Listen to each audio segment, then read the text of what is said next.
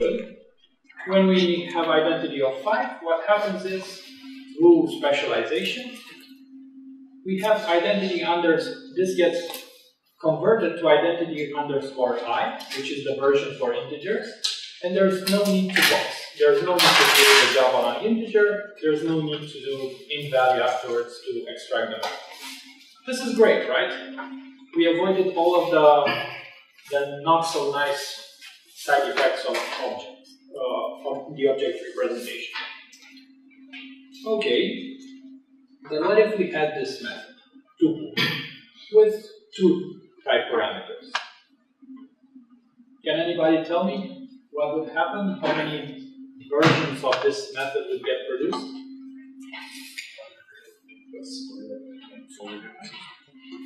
So for each type, for type 1 and type 2, you get a signature that has both types in the specific order.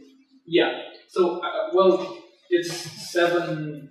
You said 7 to the power squared, and I would say 10 squared because it's 10 variants. And it's actually 100 methods, which is, as you very well pointed out, is the Cartesian product 10 times 10 versions for the first type parameter, 10 for the second. Which is not great because we have to put this in the bytecode, which means if we specialize, for example, function 2, which has 3 type parameters, we get 1,000 classes. And we just cannot afford it to put that in the library. And the question is, well, can we do better? And this is where Miniboxing comes in. When compiling the identity method, again, I take this example because it's the easiest. Bear with me because we'll have more complex examples. With Miniboxing, you again get the object representation for the first variant, but you get a second variant which takes a long integer. Why a long integer? Because in the long integer, you can encode all other primitive types, such as character, boolean, double, float, integer. All of them can be put in the long. And now if we were to see the example again, okay, this is very good because it produces just 2 to the power of n variants. So for example, tuple would be 4 versions. Function 2 would be 8 classes. And if we have identity of 3 this time, with Miniboxing, we compile it to identity n, the Minibox version, and 3 gets encoded in the long image. And that's all that needs to be done. From this perspective, this is where the name Miniboxing comes from. It's as if we were boxing. We store everything in one cell in the long integer, but at the same time we don't pay the cost of actual boxing, putting it on the heap and having indirect access. So this is why it's called Miniboxing. Okay, so this is the Minibox variant of identity, and everything gets encoded, all the primitive types get encoded in the long integer. And we get good speed out of it. Now I'm going to talk a little bit about the theory. Don't worry, it's not very deep. Then we'll get to the practice part, which is the goal. So, I'm going to try to motivate why have Miniboxing, why should you try, if you're using already specialization, why should you try to use Miniboxing, to switch over to Miniboxing? I'm going to talk about class transformation, lay data layout transformation, and there are more topics I could talk about, but I'm just going to stop there, not to bore you to death. So, class transformation. Let's say we have class C, which is specialized. This time it's specialized. It's not using the Miniboxing transformation. Specialization, you probably know, it's already in the Scala compiler. You just need to add this annotation and it will transform your classes. So we have C, which is the erased version of the class. And then specialization, what it does is create variants of this class. A variant of this class with the field t, for example, in this case, it's the one for integer, so t will be an integer. The field t will be an integer. You could have one for long, where the field t would be a long, and so on. 7 other variants, exactly like we've seen in the identity map. Okay, what's bad about this? Why am I mentioning it? Well, think about this. What field, what's the type of the field T in the first variant? Well, there are actually two fields. There's one in the original class up there in C of T, which is of type object, and another one here, which is of type integer. Not that great. We have to duplicate fields. And this is a long-standing bug. It's been on the tracker for like probably 5 years. Nobody touched it because it's a design issue. Let's see how does Miniboxing address this. Now I'm switching to C Minibox. And again we have C of T, the class. But what Miniboxing does is to transform it into an interface, into a trait. The first thing you see there, it becomes a trait. Now the next thing it does, it adds two versions of the class. One for objects, the erased one, and one for primitives, with the long encoding. And you have a single field, because you do not have the class, the original generic class to inherit from. You just have an interface item. Why is this important? First of all, you solve the memory problem. Basically, a memory explosion problem. But, okay, this is for T of object and this is for T of. But let me show you one more example. Let's say we have class B, which is specialized, again, but extends the original ones. So we start with C, class B, then we get D, two classes, right? And then comes specialization. Creates the variance for C, creates the variance for D. Now suppose in D, at one point, we do a method call, and ideally in a specialized variant, such as DMCI, so the one for integer, we'd like to be able to call directly into that specialized variant, right? To benefit from specialization everywhere.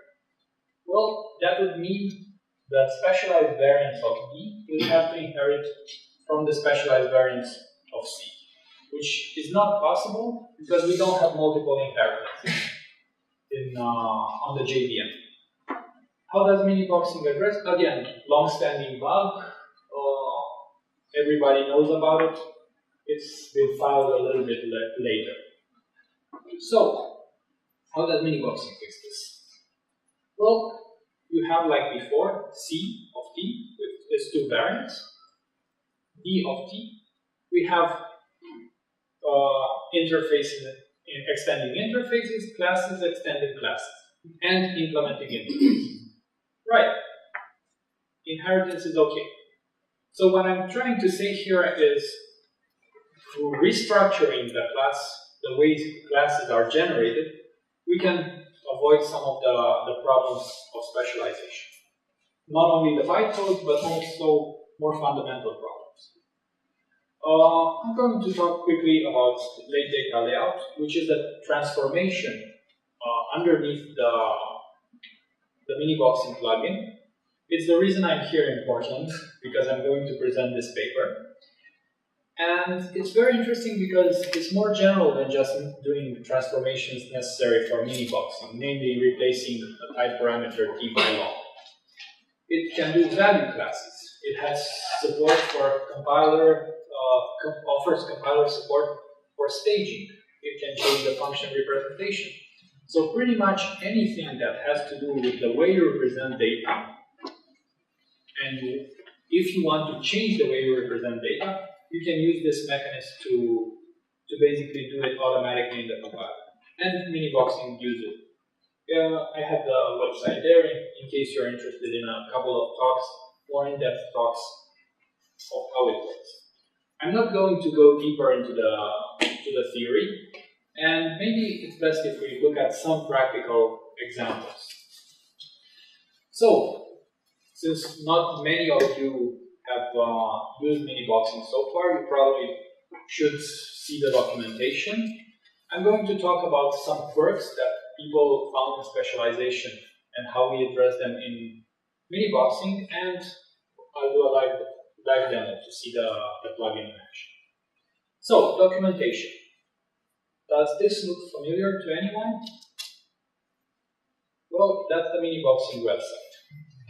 So, in case you need help, this is the place to go. And if you look at the menu, what you will find there is a set of tutorials to get you started, to understand how to use it, why use it, how to get things done the way they should. You have the SBT config. So just put a few lines in your SBT config and you'll get Miniboxing. You have examples, lots of examples. You have support, a mailing list, a Twitter account, so to be able to get in touch. So this is the website. And then let's talk about some quirks that maybe, how many of you have seen this page? Show of hands again, sorry. One, just one.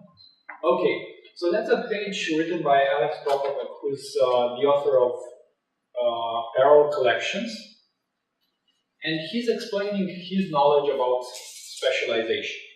And he basically put up this web page, which people know very well, people who use specialization know very well, a set of best practices. Don't do that, do that, make sure that happens, make sure that doesn't happen. And I try to distill these into a set of problems that occur, a set of specialization quirks, and I was wondering how many of them apply to Miniboxing as well. And I came up with this. Green means not at all. I'm sorry, you probably don't see it very well. Green means not at all, 6 out of 11. 4 of them are yellow, which means we're going to solve them by the next release. And there's just one red, which won't fix. It's a design decision, so it's way too hard to fix it properly. Okay, so I've been thinking, what does it mean to have a specialization, a quirk in the specialization? Basically, it's a limitation.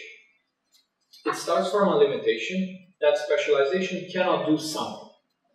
And then there's a second component to that. It's a silent failure.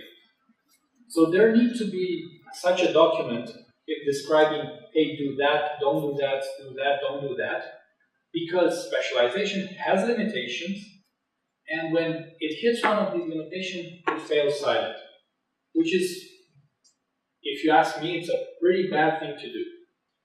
So I thought in Miniboxing, let's make these limitations transparent, which takes me to the next point, the live demo. I'm going to start. Please feel free to ask questions as I'm going through this. We're going to start with terminal. Is it big enough? So this is a version of Scala it's a script that starts Scala with the Miniboxing plugin already in the arguments. Let's do language.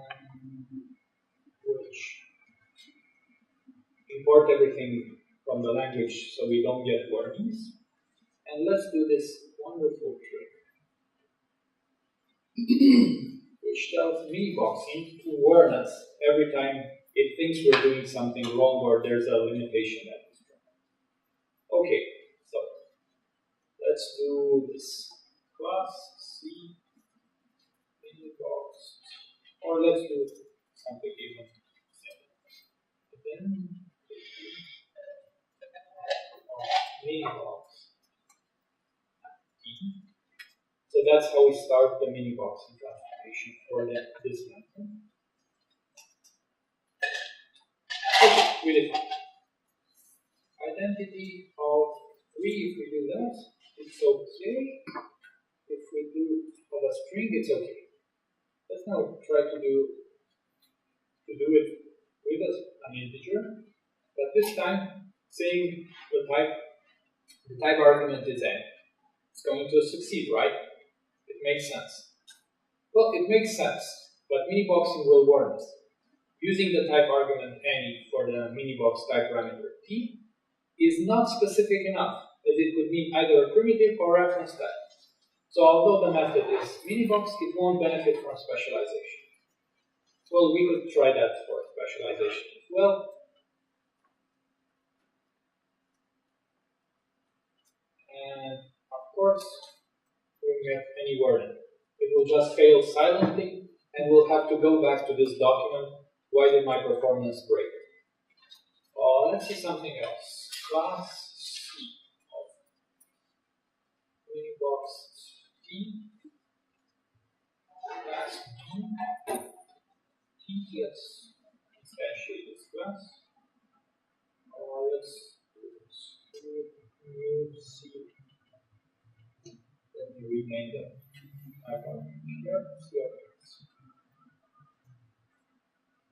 Warning, the following code could benefit from miniboxing specializing if the type parameter x of class B would be minibox, would be marked as minibox x. Let's do that. Okay, so it basically tells us what to do in order not to fall into traps, into some quirks, some limitations of the transformation. Okay, going to go to benchmarks. I showed these benchmarks in many conferences, talks, so I won't go too much into details. It's just to give you an idea of the speedups that you can expect when you are working with primitive types and generics. So this is a micro benchmark on array buffers. You can see the generic code and miniboxing specialization and monomorphic, so code where I replace the type by type parameter by integer by hand, are pretty much in the same ballpark. Whereas generics are generics are 10 times slower. Further on linked lists, so we had a student, Ureche at EPFL, who worked on this. He basically took a slice of the Scala collections centered around linked lists, and when you run, he was running a benchmark on fitting a set of data. He got 3x speedups, which is, maybe keep in mind that it's a non-contiguous data structure, meaning that each of the nodes is stored separately in the heap, so you cannot benefit from locality in the first place, and still you get 3x faster. And I also compared it on the Spire library, which is probably some of you know it from the type level group. It's meant to give you abstractions for numeric calculations, and you can see miniboxing being pretty constant in terms of best and worst case, a little bit worse than specialization worst case, and a little bit better than specialization worst case. And generics, of course, as always, almost 2 times slower. Okay, so with this, I showed you a few benchmarks. They're completely described on the webpage. I'm going to try to conclude. I have a lot of people to thank, like the Scala community and everybody who tried the plugin and reported bugs, reported ideas. And if there's one thing I'd like you to remember is this website where you can find anything you need related to Miniboxing. With this, I'll be very glad to take your questions, and I have a surprise after the questions. Thank you very much.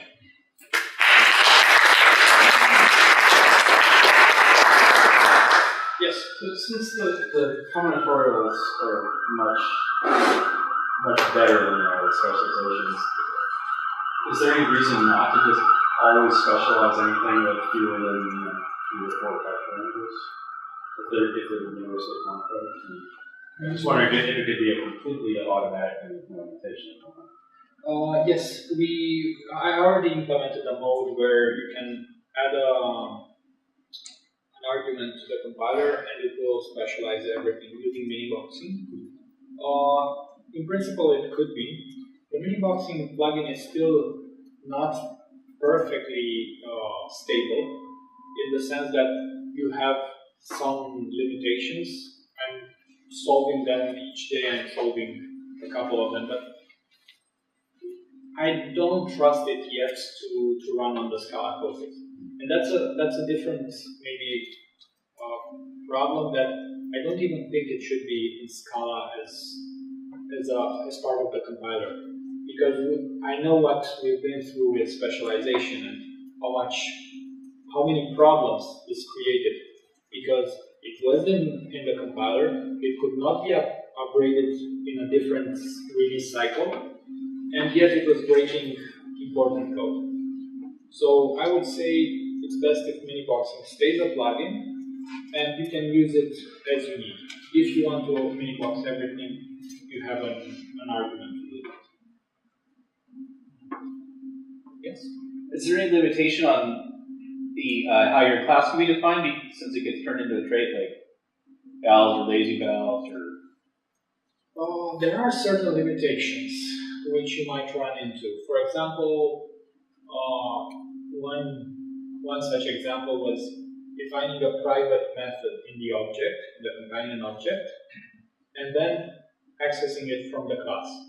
Of course, when it's a class, it's all fine because it's allowed to access a method from the companion object. As soon as you split it into multiple classes and move the implementations from the class, which becomes a trait, to the classes with different name, that pattern is not valid anymore. So what you will see is a warning from the Miniboxing plugin saying, hey, look, this pattern is something that I cannot transform. Please do either that or that or that. It gives you the options to solve. And yes, there are certain patterns that cannot be translated at all. And it just doesn't minibox, doesn't specialize. It just gives you the warning, but your code compiles and runs. Well, in some cases it will give you a warning.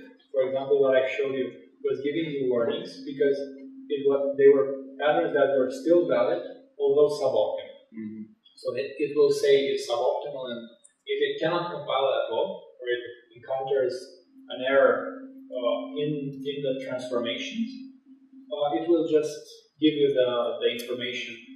This happened, this is the problem that I encountered.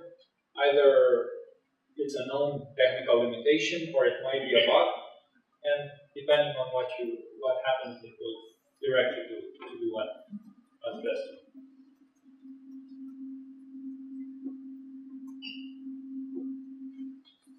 Okay, so if there are no more questions, I just wanted to do a little lineup of the projects we are working at EPFL in the Scala team, just to give you a brief idea of what's being done and who is doing it. In no particular order, I just took the projects in office number order. So I just thought, well, who's the first one? It's Yin Voin is working on a front end for multi-stage execution.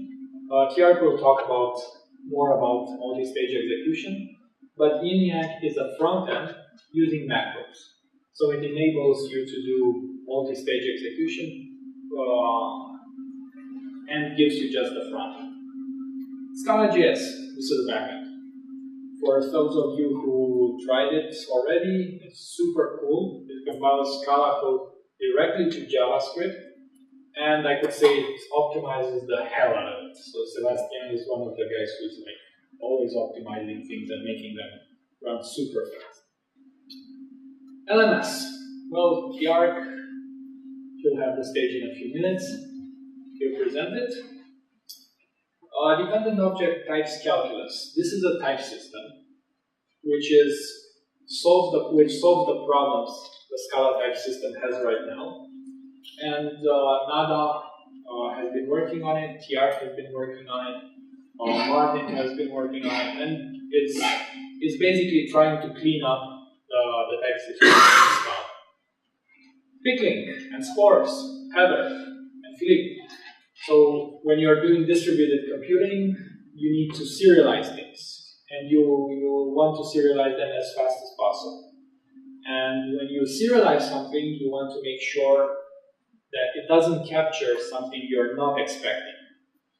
And this is exactly pickling. Pickling is serializing, and spores make sure you don't capture anything from outside. Stage parser combinators, monohar, is here in the room. Well, parser combinators in Scala allow you to write very, very nice, concise grammars, which look as if they are some special DSL, but they're integrated as a library. At the same time, they're dead slow. So monohar came up with a very nice solution to make them even faster than handwritten parsers. So that's pretty cool. It's also presented at Ureche. Dotting. This is Mark. It's basically a compiler for the Scala syntax, but using the dot type system. So ideally, if everything can be compiled, everything that's written in Scala can be compiled with using the dot type system, this should be maybe a following version of Scala. It's not sure, it's super experimental. Right now it doesn't even have a backend, so it's just the front end. But we'll see. Scala Meetup, Eugene, and also Denise. Basically, Eugene is the one who implemented macros, part of reflection, and he noticed several problems there with some inconsistencies. The fact that trees were not completely, not the best way to express transformations in macro. So he and Denise came up with better ways to have trees, to use quasi-quotes, and so on. That's the Scala methodology. Scala Dino plugin. That's Cedric here in the room. Basically, the aim of the project was to give Scala a more dynamic look and feel. So you type something that's incorrect. For example, you refer to a name that doesn't exist. Right now, in Scala, compilation fails. But what if this happens in some remote branch that never gets executed? It will prevent the compilation of the entire program. You don't want that. So what he did was to allow compilation, and only if that path that is invalid gets hit, then an exception is thrown. Much like you would have in Python, or if you wrote something in a dynamic language in Java. Miniboxing, I spoke about. Scala Blitz, it's an optimization framework. It's macro-based, meant for collections. It can speed things up, it can parallelize, it can fuse operations. So just wrap some collection operations into a macro, and it's going to get them very, very fast. Just Dimitris is working on it, and others. Type debugger for Scala. Have you had problems with types not matching and giving you some really, really, really weird errors? Well, Hubert is the guy to ask for a final version of the type debugger, which basically shows you how your program was type checked. It will tell you where errors occurred, and it will help you find out why. Scala meter. Well, if you are interested in performance, you probably use either Scala meter or Google Caliper. So it's basically meant for benchmarks to track the performance, and it's really well tailored to track the regressions in the predictions library. So if one of the changes we do to, let's say, strings or lists suddenly degrades performance by 2x, the Scala meter benchmarks will let us know. Vector implementation using RRB trees. So that's a project on improved performance for Scala collections. Nicolas Stuck. It's doing master's thesis with us. New Scala C backend written by Miguel Garcia and now maintained by Lucas Rich from TypeSafe. And by the way, if you're interested in a brilliant backend and Scala developer, drop him an email. That's pretty much it. So thanks a lot, and I'll let Tiark continue on the next presentation, right?